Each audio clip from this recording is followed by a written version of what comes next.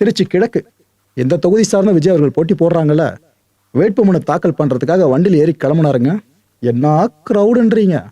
விஜய் அவர்கள் வாகனத்தை மக்கள் அப்படி சூழ்ந்துட்டாங்க. வண்டி ஒரு கட்டத்துல சாலையில ஓடுற மாதிரி தெரியல, மக்கள் தூக்கிட்டு போற மாதிரி மிதக்கிற மாதிரி இருந்துச்சு பாக்குறதுக்கு. ஒரு கட்டத்துக்கு என்ன ஆயிடுச்சு, இது ஒரு ஃபாலோ பண்ணிட்டு பல பேர் வந்தாங்க. சில வண்டிகள்லாம் வந்துச்சு பாத்தீங்களா, இதுல பைக்ல இருந்து ஒரு பெண் கீழே விழுந்துட்டாங்க.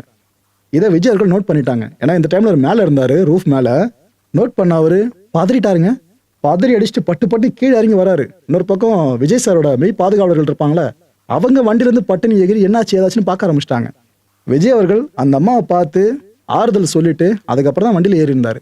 விஜய் அவர்கள் சார்ந்து தவறா பேசுறதுக்கு பல பேர் இருக்காங்க. இது போல சைடையும் பார்த்துங்க. திருச்சியில வெற்றிகரமா அவரோட வண்டி ஒரு வழியா மக்கள் வெள்ளத்தை கடந்து கொஞ்சம் கொஞ்சமா போச்சு.